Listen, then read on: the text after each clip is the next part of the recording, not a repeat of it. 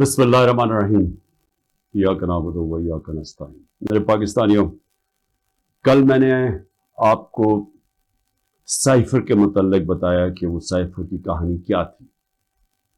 میں نے کل بھی اپنی قوم کے سامنے یہ رکھا کہ یہ بجائے ایف آئی اے اس کی انکوائری کرے، اس کی سپریم کورٹ کے چیف جسٹس کو اپنے نیچے ایک پینل بنانا چاہیے اور تب انکوائری کرنی چاہیے۔ اور وہ میں یہ کیوں کہہ رہا ہوں؟ ایف آئی اے کی انکوائری کیسے ہوگی، کیسے اس کی کوئی کریڈیبلٹی ہوگی، جبکہ جس میں ملوث، اور یہ ثابت ہوگا جب بھی ایک صحیح انکوائری ہوگی، اس میں ثابت ہوگا کہ جنرل باجوہ کے علاوہ یہ شہباز شریف، آصف زرداری، یہ سب ملوث تھے اس میں۔ کیونکہ جب ہم نے ان کو کہا، اپوزیشن پارٹیز اس وقت، ہم نے کہا دیکھ تو لیں سائفر کو، تاکہ آپ کو پتا تو چلے کہ ایک ملک کی توہین کی جا رہی ہے۔ یہ عمران خان کی توہین نہیں ہے، یہ ملک کی توہین ہے، تو آپ دیکھ تو لیں۔ ایک دم صاف انکار کر دیا۔ تو اس سے واضح ہو جانا چاہیے کہ اتنا خوف کیا تھا دیکھنے کے لیے، کیونکہ ان کو پہلے پتا تھا کیا ہو رہا ہے۔ اس سے بڑے پہلے یہ ملاقاتیں کر رہے تھے جا کے ایمبیسی لوگوں کے ساتھ۔ اچھا جی، اب میں یہ اس لیے کہہ رہا ہوں کہ یہ سائفر کی اندر تحقیقات ضروری ہیں، کیونکہ ایک آئی ایم ایف نے رپورٹ شائع کی ہے 2018 سے اور 2023 کے بیچ میں، انہوں نے ایک رپورٹ دی ہے۔ یہ میں ضرور چاہتا ہوں کہ یہ آپ جو آپ میں سے سمجھتے ہیں تھوڑی بہت بھی معیشت کو، وہ اس کو ضرور دیکھ لیں، کیونکہ میں جب کہتا ہوں کہ ملک کا انہوں نے بیڑا غرق کر کے رکھ دیا، ایک وہ گورنمنٹ جو زبردست پرفارمنس دے رہی تھی، جو ہم نے اپنے جتنے بھی ٹارگٹ سیٹ کیے تھے، ہم نے آخری سال سب ٹارگٹ سے آگے نکل گئے۔ ٹیکس کلیکشن سب سے زیادہ ہم نے اپنے ٹارگٹ سے اوپر چلے گئے، ایکسپورٹ ٹارگٹ اوپر زیادہ ملا، ریمیٹنسز جو باہر سے ڈالرز آتے ہیں وہ زیادہ ہوئے جو ہمارے ٹارگٹس تھے۔ آپ سارے ٹارگٹس جو ہم نے اپنے آپ کو سیٹ کیے تھے اس سے آگے نکل گئے۔ تو اس وقت یہ گورنمنٹ گرائی گئی۔ تو میں اگر یہ کہتا تھا تو مخالف یہ پیڑے والے کہتے تھے کہ جی یہ تو، اور دوسرے اپنے بتا دیتے کہ جی نہیں، تو ہمیں تو بارودی سرنگیں ملی اور ہمیں یہ ہو گیا۔ لیکن اب آئی ایم ایف کی رپورٹ آئی، اس سے پہلے بھی ضرور اکنامک سروے آف پاکستان پڑھ لیں، جو ان کے دور میں پچھلے مئی میں شائع ہوا تھا، ان کے دور میں ہوا تھا، جو ابھی بھی شائع ہوا ہے۔ ذرا اسے ضرور اس سے بھی دیکھ لیں، وہ کیا چیز سامنے آتی ہے کہ جب ایک سازش کے تحت جنرل باجوہ نے ایک سٹنگ گورنمنٹ کو گرایا تو اس قوم کو کتنی تکلیف اٹھانی پڑی اور اٹھا رہی ہے تکلیف۔ اس میں آئی ایم ایف کی رپورٹ میں یہ واضح ہو جاتا ہے کہ جو ہمیں حکومت ملی تھی 2018 میں، ایک بینکرپٹ حکومت ملی تھی، سب سے بڑا کرنٹ اکاؤنٹ ڈیفیسٹ تھا، جسے کہتے ہیں بیرونی خسارہ سب سے زیادہ تھا 2018 میں۔ اس حکومت کو جب حکومت ملی تو جو ہم نے اصلاحات کی اور مشکل فیصلے کیے، اس کی وجہ سے ملک صرف یہی نہیں کہ اس بحران سے نکل گیا، بلکہ کرونا، آئی ایم ایف بھی اب کہتا ہے کہ جو کرونا کا جس طرح ہم نے اس کا سامنا کیا، اتنے بڑے چیلنج کا، ایک وبا جو ایک صدی میں ایک دفعہ آتی ہے، اس کا جس طرح ہم نے چیلنج کیا، وہ تعریف کرتے ہیں اس کی کہ جس طرح ہم نے ملک کو ایک کرائسس سے نکالا۔ اور پھر وہ یہ بھی کہتے ہیں کہ ہمیں مسئلے کیا ہے، جس کو کہتے ہیں کموڈٹی سپر سائیکل۔ تیل کی قیمتیں اونچی چلی گئیں، کرونا کے بعد ایک ساری انرجی کی قیمتیں اوپر چلی گئی، ساری دنیا میں چلی گئی۔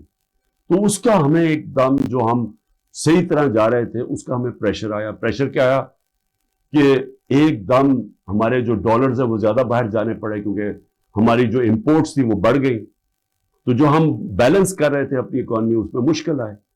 اور ہم نے کیا کیا، ہم نے اپنے لوگوں کو مہنگائی سے بچانے کے لیے، کیونکہ تیل کی قیمت بہت اوپر چلی گئی تھی، ساتھ پھر یوکرین کی جنگ کا جیسی خطرہ شروع ہوا تو تیل اوپر جانا شروع ہو گیا، تو ہم نے تیل کی قیمت نیچے رکھی، پٹرول اور ڈیزل کی قیمت نیچے رکھی، تو اس کا وہ کہتے ہیں کہ ہاں انہوں نے سبسڈی زیادہ دے دی اپنے لوگوں کو بچانے کے لیے مہنگائی سے، لیکن انہوں نے ساتھ ساتھ یہ بھی تعریف کی کہ ہم نے جو قدم اٹھائے اس نے اکانومی کو سنبھال لیا تھا۔ ہم کیا امید رکھ رہے تھے کہ جو روس سے ہم نے طے کی تھی، جو صدر پوٹن سے میں ملا تھا، ہم نے ان سے جس طرح ہندوستان سستا تیل لے رہا تھا، ہم نے بھی ان سے لینا تھا۔ اور میٹنگ کے بعد صدر پوٹن نے اپنا انرجی منسٹر بھیج دیا تھا، حماد اظہر جو ہمارے پیٹرولیم منسٹر تھے، ان سے ملاقات ہو گئی تھی۔ بدقسمتی سے اس وقت حکومت کرائی گئی، اور یہ کہہ رہے ہیں آئی ایم ایف اپنی رپورٹ میں کہتا ہے کہ اس سے پولیٹیکل ڈی اسٹیبلائزیشن سے اکانومی ڈی اسٹیبلائز ہوگی، یعنی جو ہماری معیشت تھی وہ ڈی اسٹیبلائز کا مطلب کہ وہ ایک دم مارکیٹ جو تھی اس کے اندر ایک دم انسرٹنٹی آ گئی۔ جب مارکیٹ کی انسرٹنٹی کا مطلب کہ جب جو ٹریڈرز ہوتے ہیں، جو مارکیٹ ہوتی ہے، اس کو جب یقین نہیں ہوتا کہ اب کیا ہوگا، تو یہی میں نے جنرل باجوہ کو میں نے بھی بتایا اور شوکت ترین فائنانس منسٹر کو بھیجا، ان کو بھی کہا کہ ان کو بتاؤ کہ اس وقت نہ ڈی اسٹیبلائز کرنا، ان سے سنبھالی نہیں جائے گی۔ اور وہی آئی ایم ایف لگتا ہے کہ ان سے سنبھالی نہیں گئی، ان کو سٹیپس نہیں تھے، انہوں نے غلط پالیسیز بنائی، ان کی پالیسی سے اور زیادہ معاشی حالات بگڑتے گئے۔ اور وہی آئی ایم ایف لکھتا ہے کہ پاکستان کے لیے پچھلے 14 مہینے بڑے تکلیف دہ گزرے۔ تو یہ تو میں کہہ رہا تھا تب سے، اور یہ میں بڑی دیر سے لگا ہوا تھا کہنے کہ یہ جو بھی یہ رجیم چینج کیا، جو سازش کی گئی، اس کی قیمت پاکستانی قوم نے اٹھائی، تکلیف تو اب لوگوں کو ہو رہی ہے۔ جب ہمیں انہوں نے ہٹایا تھا تو مہنگائی 12.4% تھی، جس کے اوپر شور مچ گیا، مہنگائی مارچ ہو گئی، ہر قسم کا میڈیا کے اوپر شور، پبلک میں وہ میڈیا والے جو باقاعدہ عوام میں نکلتے تھے جی چیزیں بڑی مہنگی ہو گئی، دنیا میں چیزیں مہنگی ہو گئی تھی، انٹرنیشنل کموڈیٹی سپر سائیکل تھا، دنیا میں انرجی کی قیمتیں اوپر چلے گئی، مہنگائی دنیا میں آ گئی۔ 1970 کے بعد دنیا میں سب سے زیادہ مہنگائی آئی کرونا کی وجہ سے، اس کے باوجود 12.4% پہ ہماری مہنگائی تھی، اور پچھلے مہینے 38% پہ پہنچ گئی تھی مہنگائی، اب تھوڑی کم ہوئی ہے۔ اور مہنگائی کم ہونی چاہیے اس لیے کہ دنیا میں تیل کی قیمت اور انرجی کی قیمت نیچے آ گئی ہے، کموڈیٹیز دنیا کے اندر 35% ان کی قیمت نیچے آ چکی ہے جب ہماری حکومت تھی۔ تو سوال اب یہ ہے کہ کیا کوئی ایسی انکوائری ہوگی اس ملک میں کہ یہ سائفر کا جو ایک سائفر کے ارد گرد جو سازش تھی، پتہ تو چلے، مجھے تو پتہ ہے کون اس میں تھے، لیکن انڈیپینڈنٹ انکوائری ہونی چاہیے، اور اس انکوائری میں پتہ چلے کہ کون کون کردار تھے جنہوں نے اس قوم کے اوپر اتنا بڑا عذاب لے کے آئے ہیں، اور اب مزید آگے اس عذاب سے نکلنے کے لیے اور کتنی تکلیف اٹھانی پڑے گی اس قوم کو۔ اور اس کے لیے میں پھر سے کوشش تو کرتا ہوں کہ ہمارے چیف جسٹس صاحب کو اس کے اوپر سوچنا چاہیے کہ وہی ایک انکوائری کر سکتے ہیں، کیونکہ یہ حکومت تو کرنے نہیں دے گی، اور نہ ہی مجھے افسوس سے کہنا پڑتا کہ ہماری اسٹیبلشمنٹ یہ کرنے دے گی، کیونکہ اس کے اندر ملوث ہیں جو جنرل باجوہ، اور انہوں نے جو جس طرح یہ پوری 6 مہینے پہلے سے جو پلان بن رہا تھا گرانے کا، اب تو خیر خواجہ آصف کہہ رہے ہیں کہ 2021 سے ہی پلان بنایا ہوا تھا جنرل باجوہ نے ہماری حکومت گرانے کا، تو لیکن اب ذرا ان سے بھی سوال پوچھنا چاہیے کہ آپ نے ہمیں جب گرا کے ان کو لے کے آئے جن لوگوں کو، تو کیا آپ کو اعتماد تھا کہ یہ اس ملک کو اٹھا لیں گے؟ 30 سال سے جو حکومت کر رہے تھے، اور ان کے دور میں کوئی مجھے سنہری دور بتا دے کہ جب انہوں نے کوئی معیشت میں بڑی ترقی کروائی ہو، کوئی مجھے پتہ چل جائے کہ انہوں نے کون سا وہ کیا 99 میں جب چھوڑ کے گئے تھے نون لیگ، تو ذرا بتائیں کہ کیا وہ معیشت کے حالات آپ کو پتہ تھے؟ یہ ساکھدار تھے، وہ بینکرپٹ کر کے چھوڑ کے گئے تھے، اور پھر اب یہ آئی ایم ایف کہہ رہا ہے کہ جو 2018 میں یہ چھوڑ کے گئے تھے پاکستان، وہ خود کہہ رہے ہیں کہ وہ تحریک انصاف نے بڑے زبردست مشکل فیصلے کر کے ملک کو اس سے نکالا، تو کیا کوئی ذمہ داری اٹھائے گا اس کی؟ کہ جب اتنی بڑی طاقت ہو جاتی ہے کسی کے پاس تو کیا اس کو پھر ذمہ داری نہیں لینی چاہیے جبکہ وہ طاقت کا غلط استعمال کرتا ہے؟ اور یہ ہی انکوائری میں چیزیں آنی چاہیے. کیوں؟ کہ آگے سے ایسی غلطیاں نہ ہوں کہ آگے سے کوئی ایک آدمی خود ہی فیصلہ بند کمرے میں فیصلے کر کے ملک کو اس طرح مشکلات میں نہ ڈالے. اب میں جو دوسری چیز کہنا چاہتا تھا وہ یہ کہ اس وقت ایک ظلم کی انتہا، ایک ظلم کا ایسا نظام چل رہا ہے جس کی میں سمجھتا ہوں انتہا ہے.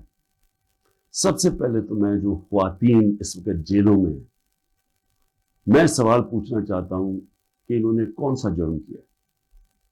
کیا پاکستان کا آئین پرامن احتجاج کی اجازت نہیں دیتا؟ کہیں آئین میں لکھا ہوا ہے کوئی نو گو ایریاز ہے؟ کہیں پاکستان کے آئین میں لکھا ہوا ہے کہ اگر کسی سے کوئی سمجھے کہ ناانصافی ہوئی ہے ان سے تو کیا وہ کوئی ایسی ایریاز ہے جدھر وہ احتجاج نہیں کر سکتے؟ جب سپریم کورٹ کہتا ہے کہ پارٹی کے چیئرمین عمران خان کو غیر آئینی اور غیر قانونی طور پہ اغوا کیا گیا اسلام آباد ہائی کورٹ سے، اور جس طرح اس کو مجرموں کی طرح ڈنڈے مار کے لوگوں کو، اس کے بھی اور لوگوں کو، وکیلوں کو، جس طرح اس کو پکڑ کے لے کے گیا تاکہ ساری دنیا دیکھے کہ کس طرح ایک پارٹی کے سربراہ کو کس طرح کا یعنی اس کے ساتھ رویہ تھا، تو کیا اس کا اجازت نہیں تھی کہ پرامن احتجاج اس ناانصافی کے اوپر کریں؟ اور جب رینجرز اٹھا کے لے کے گئے تو کدھر احتجاج کرنا تھا؟ وہی نا کنٹونمنٹس میں کرنا تھا، جی ایچ کیو کے سامنے کرنا تھا، اور کدھر جا کے کرتے؟ تو میں سوال یہ پوچھتا ہوں اس میں جرم کیا تھا؟ جرم جو تھا جو جلائے ہیں، جرم تھا کور کمانڈر کے گھر کو آگ لگانا، یہ جرم تھا. جرم وہ تھا جو عسکری ٹاور جلائے گئے ہیں اور جدھر جدھر بھی جلائے گئے ہیں، وہ جرم تھا. اب میرا سوال یہ ہے کہ کیا اس جرم میں 10,000 لوگ شریک تھے؟ کیا 50-60 لوگ ہوں گے جنہوں نے جا کے جلایا؟ میرا اگلا سوال یہ ہے کہ یہاں سی سی ٹی وی کیمراز ہیں، کیوں نہیں سی سی ٹی وی کیمراز کی فوٹیج سامنے آئی کہ وہ کون لوگ تھے جو پہلے گئے ہیں، کن لوگوں نے آگ لگائی؟ کیا اتنا مشکل ہے اس کو ڈھونڈنا؟ یا سیف سٹی کے کیمراز ہیں، کیا سیف سٹی کے کیمراز نہیں بتا سکتے ہمیں کہ وہ کون لوگ تھے؟ کیونکہ ہم سب چاہتے ہیں کہ ان کو سزا ملے، لیکن اس کی آڑ لے کے یہ کرنا کہ پوری پارٹی کے پیچھے پڑ جانا، جدھر پارٹی کے لوگ ہیں ان کے اوپر، ان کے گھروں میں گھس جانا، نہ ان کی عورتوں کو دیکھنا، نہ بچوں کو دیکھنا، نہ رشتہ داروں کو دیکھنا، جو آئے تو اسے پکڑ کے جیلوں میں ڈال دیں. پولیس کو فری ہینڈ دے دیا ہے کہ اچھا جی آپ کی وہ جیو فینسنگ میں آپ کا آ گیا ادھر تو چلو جی آپ کو پکڑ کے ہم جیل میں ڈال رہے ہیں، لیکن اگر آپ پیسے دے دیں گے اتنے تو ہم آپ کو جیل میں نہیں ڈالیں گے. ریٹس لگی ہوئی ہیں، 15 لاکھ سے شروع ہوتے ہیں، کسی کو 10 لاکھ میں بلیک میل کیا جاتا ہے، کسی کو 5 لاکھ میں. اپنے ملک کی ہم پولیس کی تباہی کر رہے ہیں یہ حرکتیں کروا کے. کوئی انڈیپینڈنٹ انویسٹیگیشن ہوگی اس کے اوپر؟ کیا عسکری ٹاورز کے اندر نہیں ہم بتا سکتے؟ ایک انڈیپینڈنٹ صحافی کی پوری سٹیٹمنٹ آئی ہوئی ہے کہ وہاں کیا ہوا، اس میں پی ٹی آئی والے نہیں تھے عسکری ٹاور. ایک پتا چلے کہ ریڈیو پاکستان پشاور کس نے جلایا تھا، اس کے اوپر کوئی انویسٹیگیشن ہونی چاہیے. کیوں نہیں ہوئی ابھی تک؟ میرا سوال یہ ہے کہ کیوں نہیں ابھی تک آئی جی پنجاب اس سے کیوں نہیں پوچھا گیا کہ کیوں پولیس وہاں نہیں پہنچائی، کور کمانڈر ہاؤس کیوں اس سے نہیں پوچھا جا رہا؟ جب یہ ہوا تھا امریکہ کے اندر کیپٹل ہل، ان کی پارلیمنٹ کے اوپر جب ڈونلڈ ٹرمپ کے لوگوں نے دھلا بولا تھا تو سب سے پہلے پولیس چیف کی خبر لی گئی تھی. اور مجھے یہ پھر سے میں پوچھنا چاہتا ہوں کہ یہ جو عورتوں کو پکڑا ہوا ہے، ہماری اسٹوڈنٹس پکڑے ہوئے ہیں، لوگوں کو جیلوں میں ڈالا ہوا ہے، برے حالات میں رہ رہے ہیں، جو خبریں آ رہی ہیں باہر، کیا کیا ان سے ہوا ہے، وہاں کتوں سے تشدد ہوا ہے، ان سے اپروور بنانے کے لیے کیا کیا ان کے اوپر ہر قسم کا ظلم کیا گیا. کہ یا کہہ دو کہ عمران خان نے کہا تھا وہاں جا کے تو فائلیں جلا دینا، کور کمانڈر ہاؤس میں. کور کمانڈر ہاؤس کو بھی آ گیا, فائلیں جلا دینا. ایک یہ کسی کی 164 کا بیان آئے. اس میں کوئی عقل ہے کہ کیا فائلیں پڑی ہوئی کور کمانڈر ہاؤس؟ آج تک مجھے ایک سٹیٹمنٹ بتا دیں کہ عمران خان نے اپنی ساری زندگی کبھی کہا ہے کہ تشدد کرو, انتشار کرو, لوگوں کو مارو, جلا دو. ایک میری سٹیٹمنٹ بتائیں 27 سال میں. 126 دن کا دھرنا تھا, پاکستان کی تاریخ کا سب سے زیادہ پروٹیسٹ تھا, لمبا. بتائیں اس کے اندر کچھ کیا, توڑ پھوڑ کی, کچھ جلایا؟ آتے تھے اپنا دھرنا, اب تقریریں کرتے واپس چلے جاتے تھے, شعور لوگوں کو دیتے تھے. اس کو جمہوریت کہتے ہیں. مجھے یہ بتائیں کہ یہاں یہ کہا گیا ہے کہ جی آپ کنٹونمنٹ میں تھے اور آپ کو جیل میں ڈال دیا. مجھے یہ بتائیں کہ جو سب سے مقدس جگہ برطانیہ میں ہے وہ ہے پرائم منسٹر کا گھر, 10 ڈاؤننگ اسٹریٹ. مجھے بتائیں ہر دوسرے دن وہاں مظاہرہ ہوتا ہے. آپ 10 ڈاؤننگ اسٹریٹ چلے جائیں, وہاں آپ ہر دوسرے دن کوئی نہ کوئی آگے مظاہرہ کر رہا ہوتا ہے کہ جی ہمارے سے ناانصافی ہوئی. کبھی کسی کے اوپر کوئی FIR کاٹی ہے, کسی کے اوپر کوئی گولیاں چلائی ہیں؟ میں یہ سوال پوچھتا ہوں کہ یہاں 16 لوگ شہید کیے گئے ڈائریکٹ فائرنگ سے, 100 سے اوپر کو گولیاں لگی, 3 کی ٹانگیں کٹ گئی. میں یہ پوچھنا چاہتا ہوں کہ جو اور ایک پیرالائز ہے, کبھی کسی جمہوریت کے اندر اس طرح گولیاں ماری جاتی ہیں اور انکوائری بھی نہیں ہے. انکوائری سے پولیس ان کے گھروں میں پہنچ جاتی ہے. جن کے گولیاں لگی ہیں انہوں نے ایک جگہ ڈیڈ باڈی نہیں دے رہا کہ نہیں, جب تک پہلے آپ کہیں کہ آپ کوئی کاروائی تو نہیں کریں گے. ان سے ایشورٹی لیتے ہیں کہ آپ نے FIR نہیں کٹوانی. کیوں سیدھی سیدھی FIR کٹتی ہے IGs کے اوپر؟ یہ کیسے آپ نے گولیاں چلا دی نہتے لوگوں کے اوپر؟ ایک پولیس والے کو گولی نہیں لگی, ایک رینجر, مطلب کہ یہاں سے تو کسی کے پاس ہتھیار نہیں تھے, تو آپ نہتے لوگوں پہ گولیاں کیسے چلا سکتے ہیں؟ اور پھر آپ کے سامنے فرانس میں ایک لڑکے کو گولی لگی, 4 دن فرانس کے سارے شہروں میں آگ لگی ہوتی ہے, 1000 بلڈنگز اور گاڑیاں جلائی جاتی ہیں, اور کھلے عام لوگ آپ کے سامنے کہ انہوں نے پولیس کو پیٹرول بم مار رہے ہیں. اس کے پولیس نے تو کوئی اور گولی نہیں چلائی, کیونکہ وہاں جمہوریت ہے, آزاد ہیں لوگ. میں یہ پوچھنا چاہتا ہوں کہ کوئی انکوائری ہوگی ان لوگوں کے اوپر جن کے اوپر گولیاں چلائی گئی ہیں, جن لوگوں کی جانیں لی گئی ہیں؟ کیا ہم کسی کو اکاؤنٹبل رکھیں گے؟ کیا اس ملک کے اندر کوئی انصاف کا نظام ہے, یا صرف طاقتور جو مرضی کرنا چاہے جنگل کے قانون کی طرح وہ کر سکتا ہے؟ یہ کیسے ہو سکتا ہے؟ چلے عورتوں کا میں نے شروع میں بات کی, بچوں کو کیوں پکڑ لیتے ہیں؟ ڈاکٹر امجد کا ابھی اس کی مجھے کل میسج آئی, 13 سال کا بیٹا. ڈاکٹر امجد گھر تھا نہیں, 6 دفعہ اس کے گھر چھاپے پڑ چکے. اس کے 13 سال کا بیٹا اور اس کا ایک بھتیجا تھا, وہ کوئی 18 سال, ان کو اٹھا کے لے گئے. ساری رات وہ اس کے اوپر کپڑا ڈال کے 13 سال کے بچے کو پھراتے رہے. لیکن جو اسٹیبلشمنٹ کو فکر کرنے کی بات یہ ہے کہ ہر جگہ پولیس کیا کہتی ہے, جی ہم کچھ نہیں کر سکتے, ہم مجبور ہیں, اوپر سے پیغام آئے. یعنی یہ جو ہم ظلم کر رہے ہیں یہ ہم نہیں کرنا چاہتے, یہ ہمیں پیچھے سے پیغام آئے. یہ ہر جگہ سے یہ خبر آتی ہے کہ جی ہم تو چھوڑنا چاہتے ہیں لیکن کیا کریں جی, وہ اوپر سے پریشر ڈال رہے ہیں, سارا ڈال رہے ہیں اسٹیبلشمنٹ کے اوپر, ساری نفرت اس کے خلاف کر رہے ہیں. یہ تو کوئی دشمنوں کی ضرورت نہیں ہے. یہ جو سارا ظلم کیا جا رہا ہے یہ اب پولیس اپنے اوپر سے اتار رہی ہے.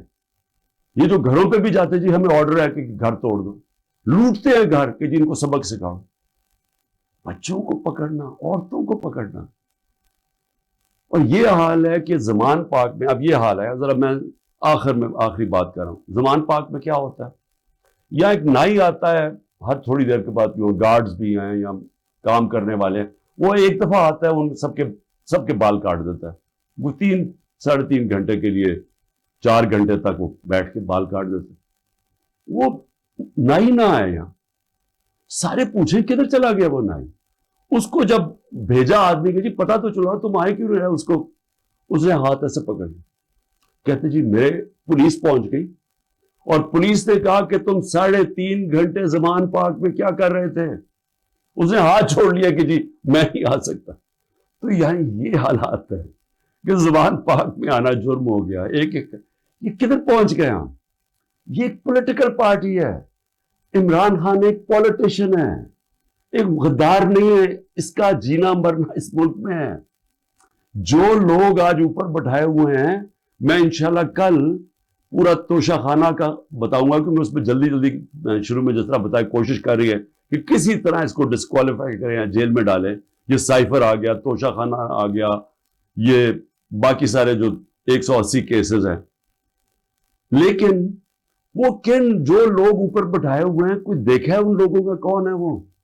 اس کی قوم کے بڑے بڑے مجرم ہیں. وہ لوگ ہیں جو 30 سال سے جرم کر رہے ہیں, جن کے اوپر اتنی فائلیں ہیں ان کی چوریوں کے اوپر. تو میں کل ان کا بھی ذرا آپ کو بتاؤں گا کہ ان کے توشہ خانہ میں, کیونکہ مجھے تو پہلی دفعہ پتا چلا ہے, میں نے تو توشہ خانہ کا ریکارڈ جو لاہور ہائی کورٹ نے ملایا, میں نے پہلی دفعہ ریکارڈ دیکھا ہے, تو اس میں تو بڑے انکشاف ہوئے ہیں. تو میں انشاءاللہ کل آپ سے بات کروں گا. لیکن میں صرف آخر میں یہ کہنا چاہتا ہوں, اس ملک کو تباہ نہ کریں. جب ایک قوم میں اچھے برے کی تمیز ختم ہوتی ہے, قوم تباہ ہو جاتی ہے. پہلے اخلاقی طور پہ مرتی ہے قوم, پھر معاشی طور پہ مرتی ہے. سارے جو دنیا کی بڑی بڑی ریاستیں تھیں, رومن ایمپائر, مسلمانوں کا مغل ایمپائر, یہ جو عثمانیہ سلطنت, یہ ساری ختم ہونے سے پہلے ان کے اندر اخلاقی طور پہ یہ قومیں مری تھی. اس کے بعد یہ ختم ہوئے تھے, ملک ٹوٹے تھے. دیکھیں, لوگوں سے زبردستی بیان لینا, 164 کا بیان لے کے ان کو رکھ کے ان کو بلیک میل کرنا, ان کے بچوں سے بلیک میل کرنا, فائلوں سے بلیک میل کرنا, یہ ہم جھوٹ کو سچ کراتے کراتے ہم کیا دیکھ رہے ہیں کہ یہ ملک کو کتنا بڑا نقصان ہو رہا ہے. اور مجھے صرف یہ فکر پڑی ہوئی, سب چیز کے لیے میں تیار ہوں. میں بار بار, مجھے پتا ہے کہ انہوں نے پوری کوشش کرنی ہے کہ کیئر ٹیکر آنے سے پہلے اس کو جیل میں ڈالیں, میں اس کے لیے تیار ہوں. لیکن کیا ملک کا ہم سوچ رہے ہیں؟ وہ نہیں سوچ رہے جن کے سارے ڈالرز باہر پڑے ہوئے ہیں. سوچ ہمیں, ہماری طرح کے لوگوں کو سوچنا چاہیے جن کا جینا مرنا پاکستان میں. پاکستان زندہ باد.